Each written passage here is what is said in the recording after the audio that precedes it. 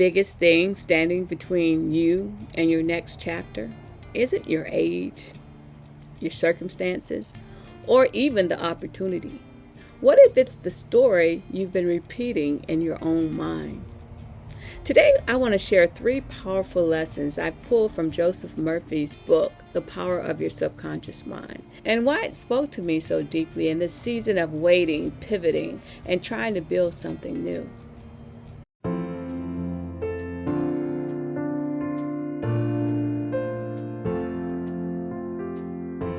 Hey friends, welcome back to Ways of Change. If you're new here, my name is Vanessa, and this channel is all about midlife reinvention, mindset, wellness, and documenting what it looks like to build a new chapter in real time.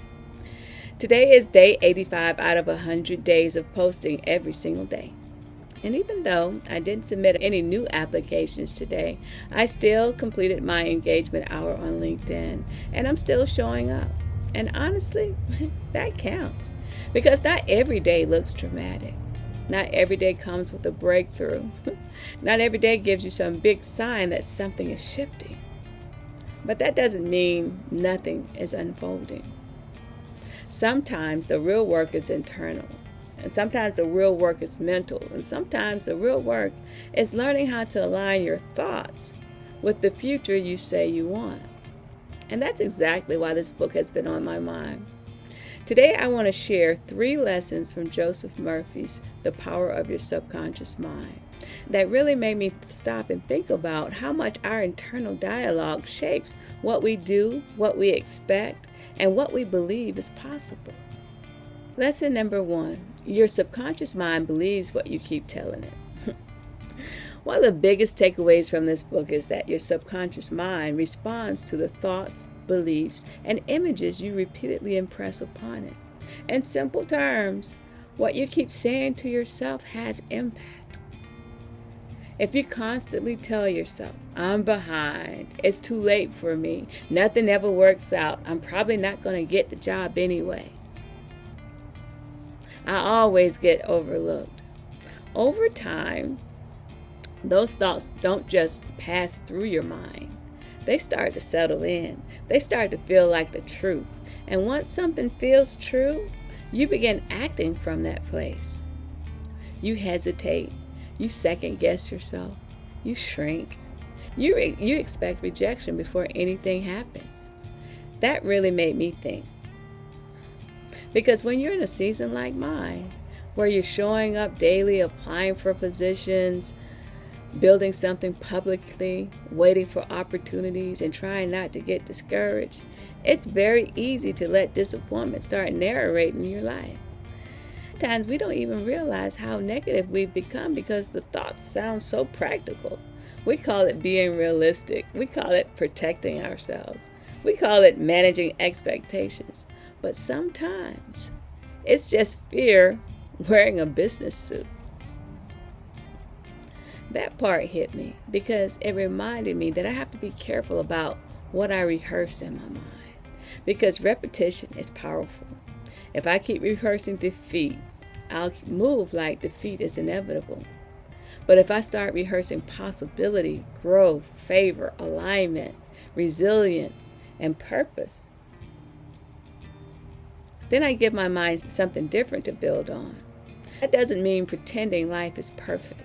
It means choosing thoughts that support where you're trying to go. Lesson number 2, mental pictures are powerful. The second lesson that stood out to me is that the subconscious mind responds strongly to imagery. In other words, what you consistently imagine has influence too. Wow. And that hit me because I think a lot of us have very vivid mental pictures of what we don't want. We imagine failure. We imagine embarrassment. We imagine getting our hopes up for nothing. We imagine doors closing. We imagine being disappointed again and again and again. And if we're not careful, we become emotionally attached to negative outcomes before life has even played out. But this book really pushes the idea that you can intentionally impress your subconscious mind with a better image.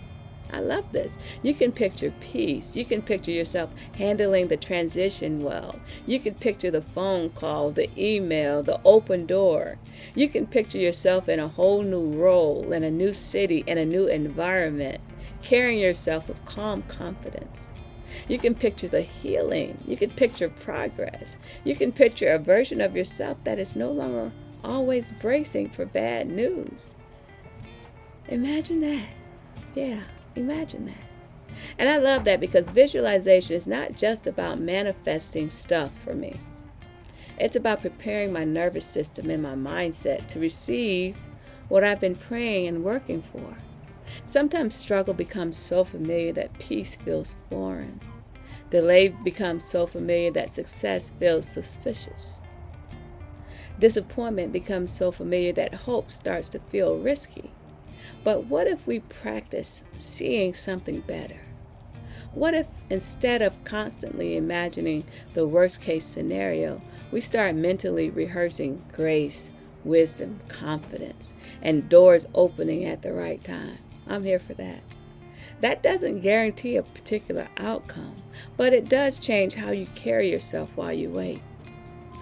I put Bella in her kennel, and now she wants to whine throughout this video, but we're going to keep right on going. Lesson number 3. You have to guard what you plant in your mind. The third lesson is this. Your mind is like soil. Whatever you plant in it consistently eventually grows.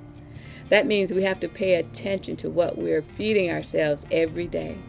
What you're listening to, what you're scrolling through, what you're dwelling on, what you're saying when nobody else is around, what kind of emotional environment you're creating in your own life. Because whether we realize it or not, we're always planting seeds. Seeds of fear, seeds of comparison, seeds of doubt, seeds of bitterness, seeds of possibility, seeds of discipline, seeds of faith, seeds of courage. And this really challenged me because in seasons of uncertainty, it's easy to feed yourself the wrong things. It's easy to overconsume bad news. It's easy to compare your timeline to somebody else's. It's easy to let one quiet day convince you that you're not moving. It's easy to let one unanswered email, one rejection, or one slow season become the headline for your life. But the truth is, the subconscious mind doesn't filter with wisdom of its own. It absorbs what it's fed repeatedly.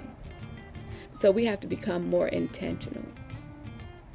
That might mean speaking better over yourself. That might mean limiting what drains you, taking breaks from content that leaves you anxious. That might mean reading things that strengthen you instead of weaken you. That might mean replacing nothing is working with something is developing, even if I can't see it yet. That's a discipline. And I think for a lot of us, especially in midlife, that kind of discipline becomes sacred. But because by this stage of life, we know how easy it is to live inside patterns.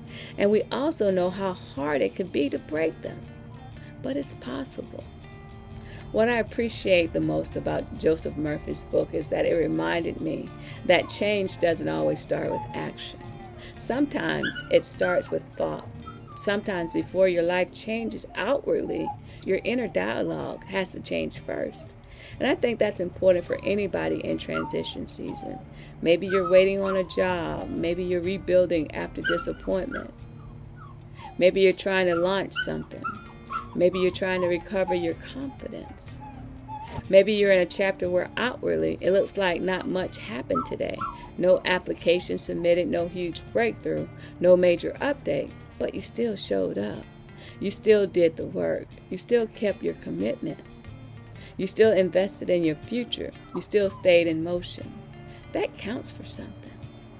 And maybe today the work wasn't about doing more. Maybe the work was about thinking better, believing better, planning something healthier in your own mind. Because the life you want to build will always be affected by the mind you build it with. So if I have to sum up these 3 lessons, they would be this. Number 1, your subconscious mind believes what you repeatedly tell it. Number 2, The pictures you hold in your mind shape how you move through life.